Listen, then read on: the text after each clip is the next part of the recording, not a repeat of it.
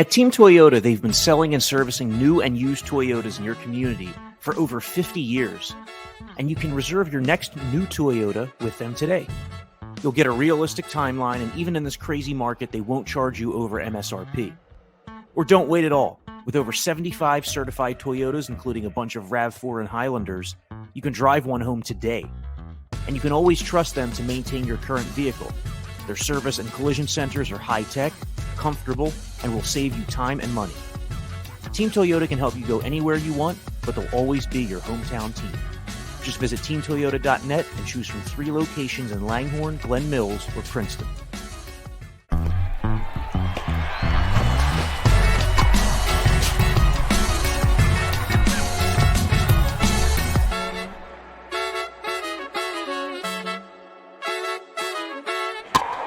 Hey folks, welcome to the Phillies Talk Podcast presented by Team Toyota. We're here the morning after Game 5 of the World Series. It's Corey Seidman and Jim Salisbury.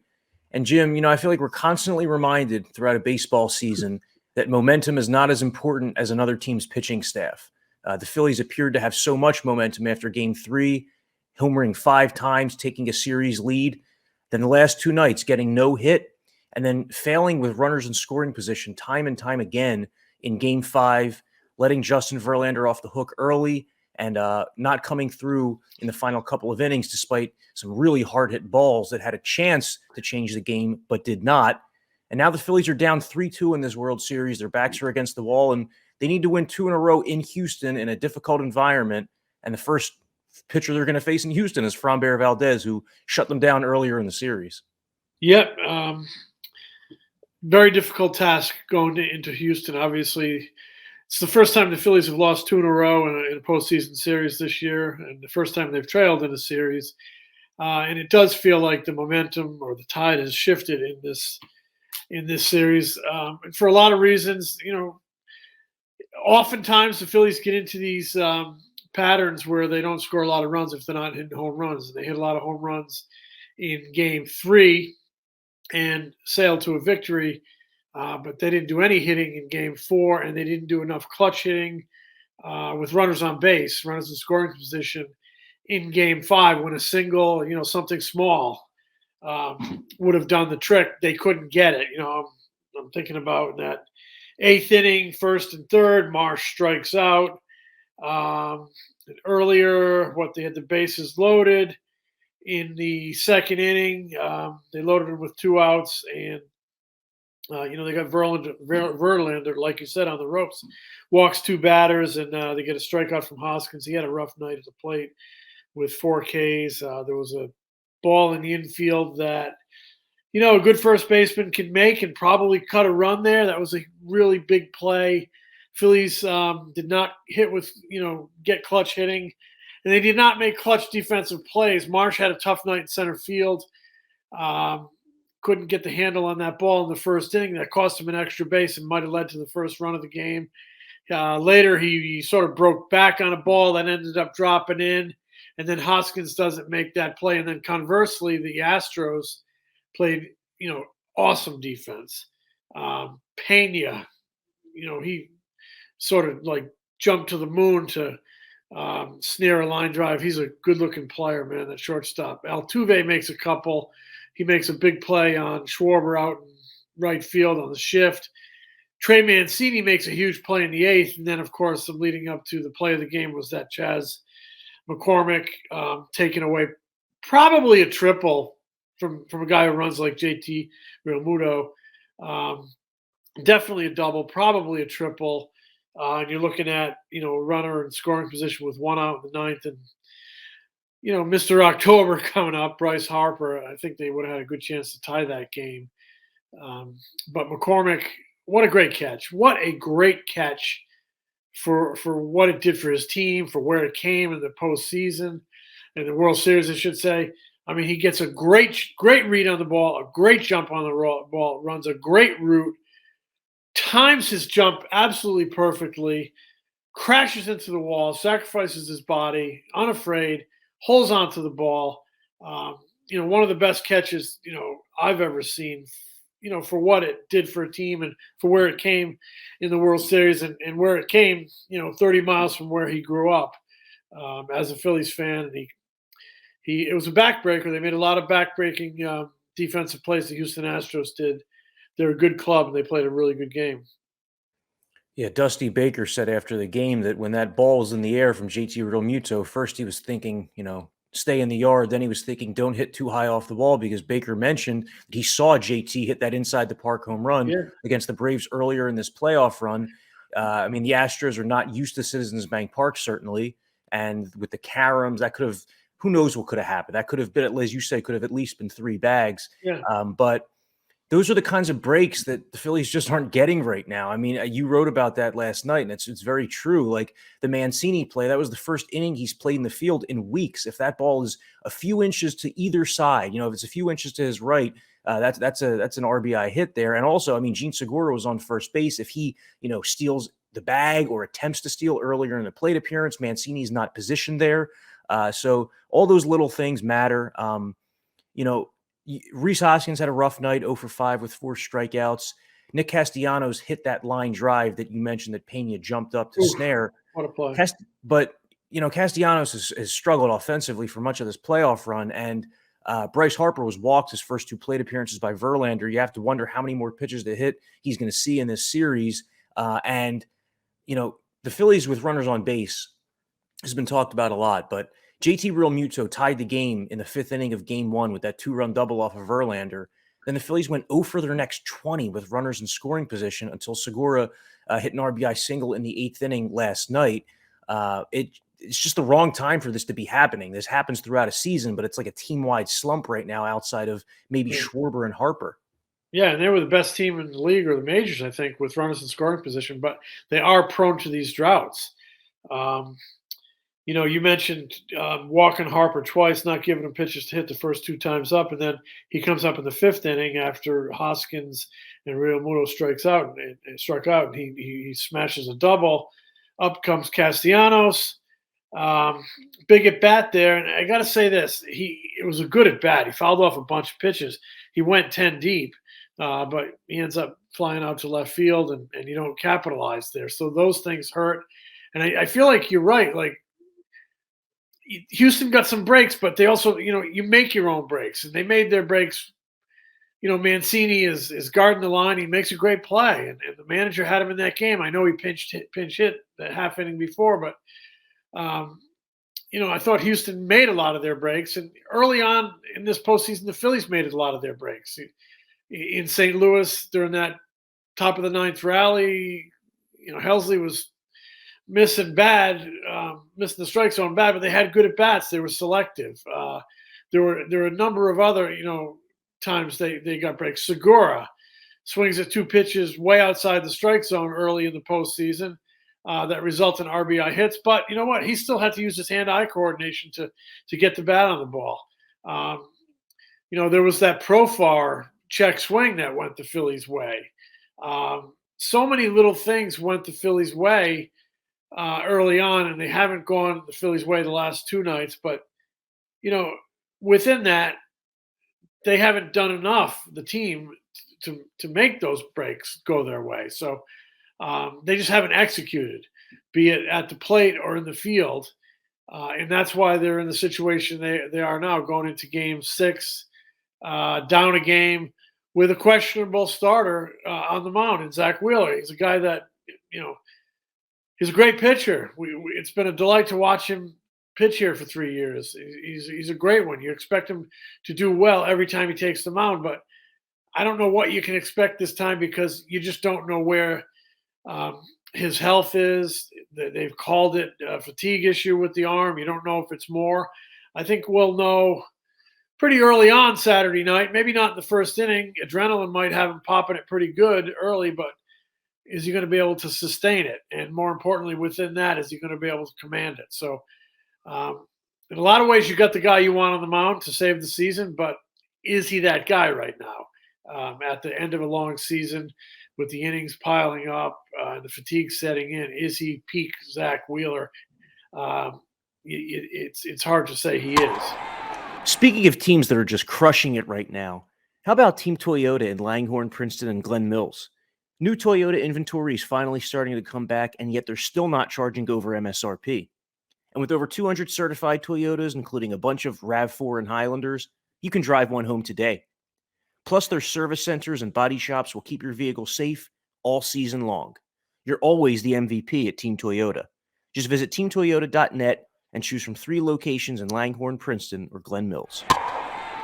I guess the one positive there with Wheeler would be that he goes into the start knowing that the velocity might be lower, as opposed to his first World Series start when he had just been, hitting 97 through 99 in his prior outings.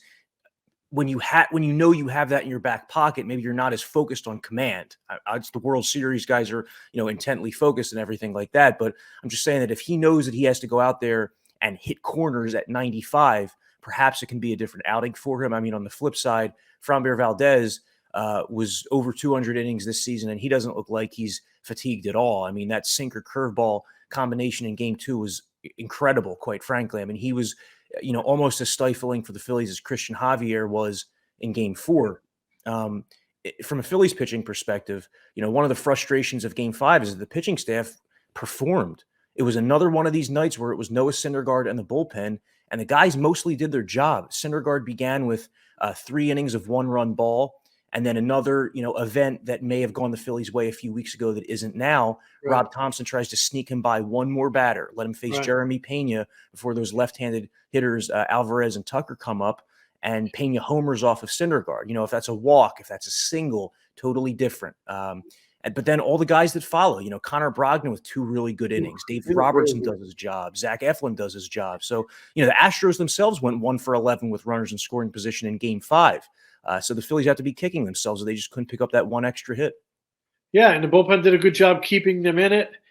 But then in that, was it the 8th inning against Sir Anthony? They get some runners on base. Hoskins doesn't make that play. It's a tough play, but you look at it, it's probably a makeable play, and defense was a big difference in this ball game. But I mean, you're right.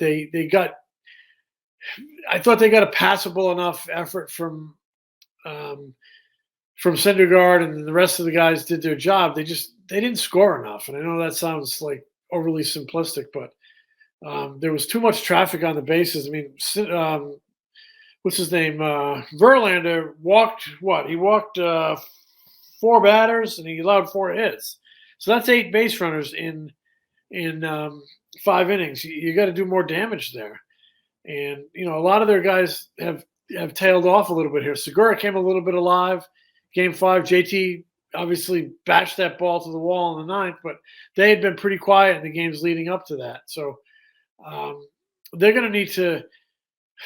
You're going to need to really rebound against Valdez in Game 6. And he struck out 9 batters and 6 2/3, I think it was, in Game 2. He's awfully good. The Astros are going home now.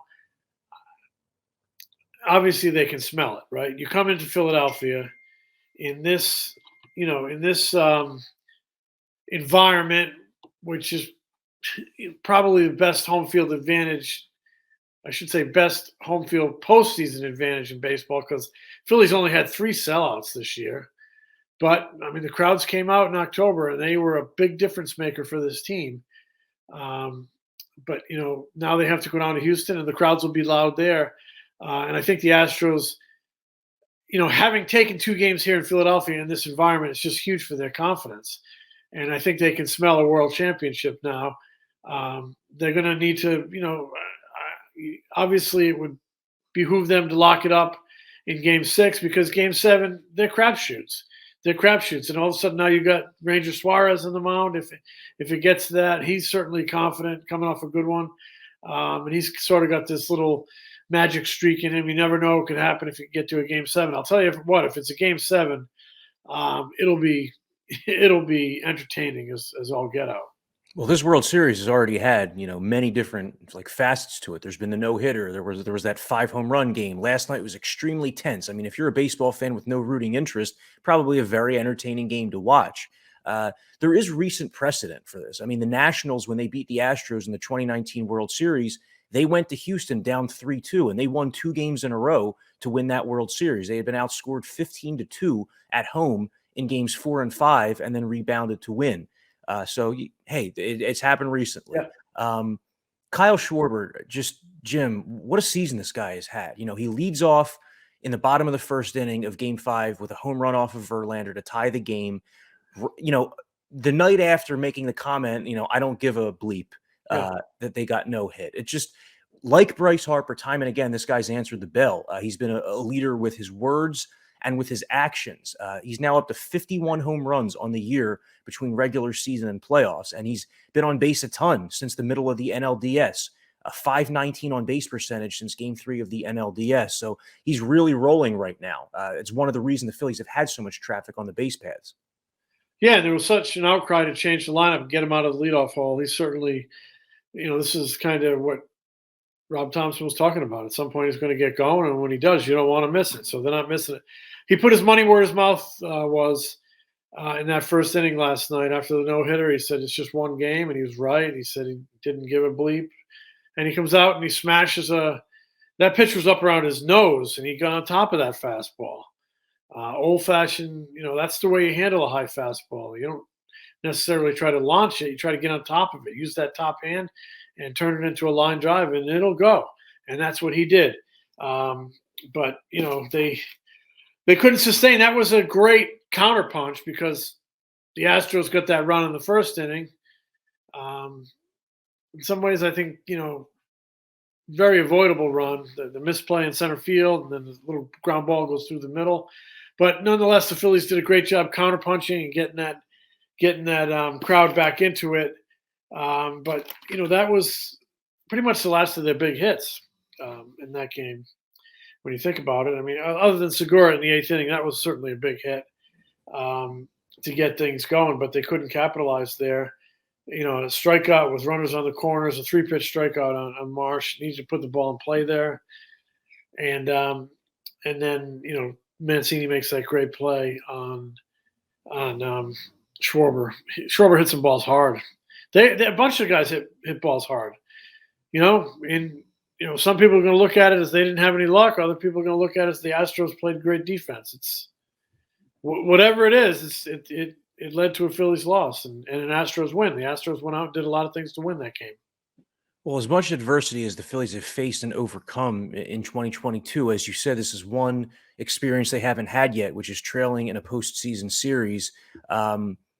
What do you think? Do you think that this team has enough left in the tank? Does it have the personality? Does it have the demeanor to be able to pull this off in Houston? Or does this feel like it's trending the opposite way? It's just this World Series has really toyed with the emotions of much of the fan base, I would think, because the Phillies entered as underdogs, then become the favorites after winning Game 1, underdogs again after Game 2, favorites again after Game 3, and now all the momentum is squarely in the Astros' direction. Right, and they're going home, and I mean, everybody makes a big deal out of the Philadelphia environment. Well, Houston is, it's not exactly a library, they're pretty loud down there too. And it feels like their guys can smell it. And they've been playing with that chip on their shoulder because of the cheating scandal in 17 and rumblings of nefarious activities in Game 2 with Valdez, which I don't really think materialized, but hey, whatever. Whatever puts that chip on your shoulder, I think it can be healthy for a team. And like I said, I think they smell it. The way the Phillies are going to get back in this thing is they're going to need a good start from Zach Wheeler. And they're going to need to – the players on the team are going to need to feel like Zach Wheeler is, they're getting Zach Wheeler's A game. They're going to need to see a couple good innings right out of the gate. Okay, we believe in this guy. And they're going to need to prove they can hit Valdez right out of the gate. So if the Astros have the momentum, and they do, and they're going home, and that certainly only enhances the momentum, the Phillies need to act quick and get in Saturday night's game immediately. Put that crowd back on its heels, put that Astros team back on its heels a little bit, and give everybody, make a statement that we ain't done yet. We ain't done yet. You need to make that statement early in the game, and I think on both sides of the ball, with the pitching and with the hitting, and they didn't play good. There's multiple occasions. What am I trying to say? There's a ton of occasions this season when they didn't play good defense, and when they gave away runs and extra bases, and they did that on Thursday night. And you can't do that in a playoff game. And that's another area they need to shore up. They need to come out early. Wheeler needs to get his teammates believing in him, and the Astros believing that he's Zach Wheeler, and the defense has got to be tight. And they got to get some runs early to just let everybody know they're not done. Well, Saturday night, 8:03 p.m. at Zach Wheeler and Framber Valdez, as the Phillies look to extend this playoff run by one more day. And then if they get to Game 7, who knows? Anything could happen, as Jim said. Thanks for listening to the Phillies Talk Podcast. We'll be back soon.